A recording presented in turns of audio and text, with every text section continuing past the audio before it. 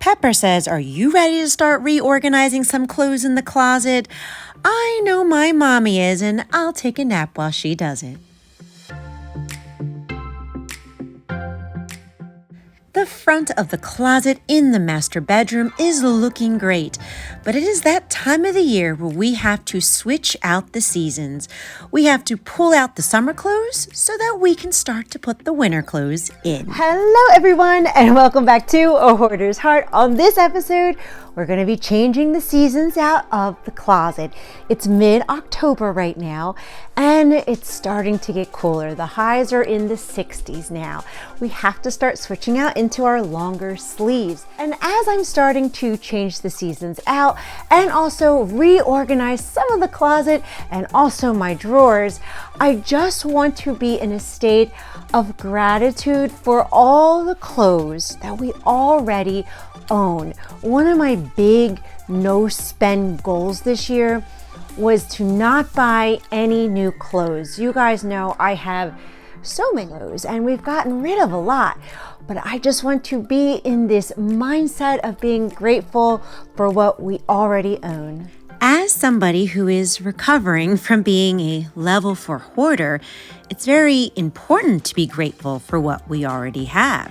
And if I want to be successful in changing my hoarder habits and behaviors, well, it's more than just decluttering and taking items out of the home. I also need to control the flow of items coming into my home as well.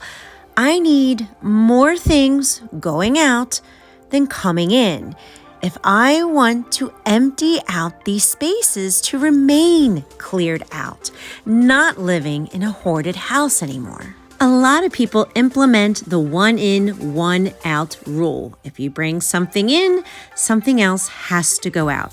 And that is great for maintaining your spaces and for people who are not on the hoarding disorder spectrum. But if your home is registering from a level 2 to level 5 hoarding situation, well, the rule is more like 1 in and 30 out rule if you want to see any type of momentum in decluttering. And that can be very extremely overwhelming to someone struggling in hoarding disorder. For myself, it's way easier to prevent things from coming into my home than letting go of what I already own. That's why I'm being in a state of gratitude for the clothes that I have, instead of feeling the urge to go buy new things. Hoarders can also struggle with behaviors of acquiring new things, collecting free items, buying at discounted prices, or inheriting possessions. And there's nothing wrong with having a new item and bringing it into your home. The problem is with our mental disorder, we just struggle finding a boundary with the volume of stuff coming in because we want to save it all from the landfill and use it or give it away. And we just never really distinguish the boundary of that's enough. We don't need that. So it's very important to control the flow of items coming into your home. But I will say that it's much easier preventing the new stuff from coming in because all those items outside of my home don't have that deep-rooted personal story attached to it yet. Let me explain the mentality of that. So I stay out of my trigger stores so that I don't energetically start creating these emotions and attaching my self-identity to the new item. Since we're focusing on the closet and clothes, let's say I stay out of Express as a trigger store. Because once I'm physically in that store, the moment something catches my eye, I start attaching my emotions to the item. My thought process is, oh, look at that shirt. It's hot pink.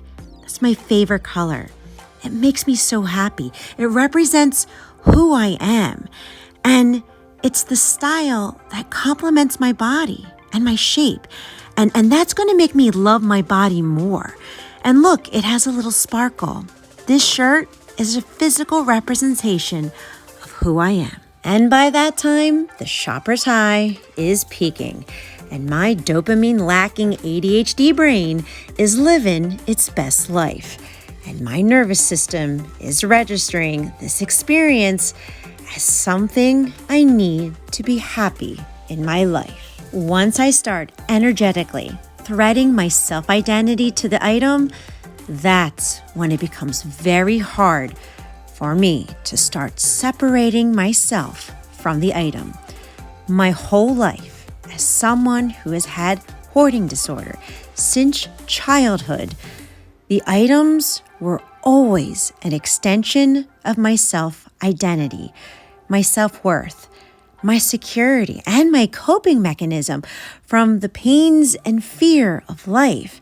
My nervous system had programmed itself that all the saved items were a survival mechanism, and my body automatically needed to save it in order to survive any dangerous or unpleasant situations like anxiety, panic attacks, fear, loss, or pain.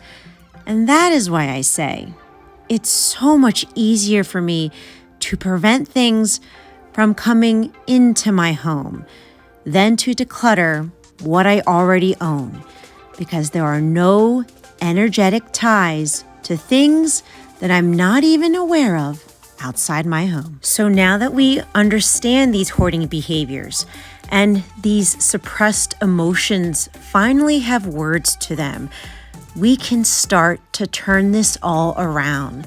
We can start to recover, we can heal, and we can also take action to break the cycle. And being grateful for the clothes I already own helps break the temptation of buying new clothes. When I switch the seasons out, it forces me to touch every piece of clothing. And that gives me the opportunity to say, oh yeah, I forgot about this sweater and I love it.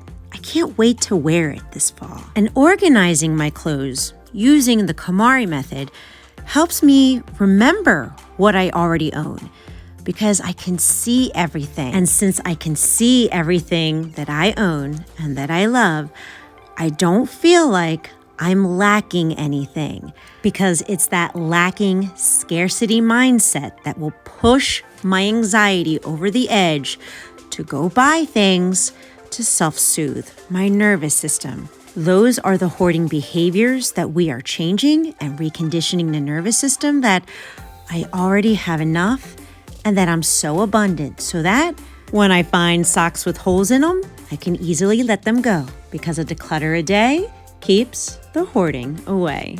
And as I finish organizing all the clothes in the drawers, I will say that the number one thing that has helped me prevent new clutter from entering my home was doing monthly no-spend challenges. By doing that each month, it helped me stop bringing new things into the home. It helped me curb that habit, that addiction of impulse shopping. And it especially helped me control the flow of more things going out of my home than things coming in, so that I could finally clear out spaces in my home. And a wonderful thing happened after I started doing it each and every month. I started saving a lot of money. I started paying off debt because I had the money to do so. I started building an emergency fund, and that helped me curb the need to go out and collect, gather, and save items for those just in case fears. And this is an example of my October no spend challenge. I'm not very strict. I keep it in a grateful mindset, and I color in the days that I spend absolutely no money. I also have a video in the description box below giving all the rules and details on how to start your own no spend challenge too. I also created a November 2023 no spend challenge. And if you would like your own free PDF, please visit my website at hoardersheart.com and go to printables. You can print it out And you can start your own no spend challenge as well. And now my fall winter clothes are all hung up in the closet in rainbow order so I can see everything, so I can be grateful for what I have. And this is going to help me prevent the need to buy new clothes and bring them into the home. I love what I own.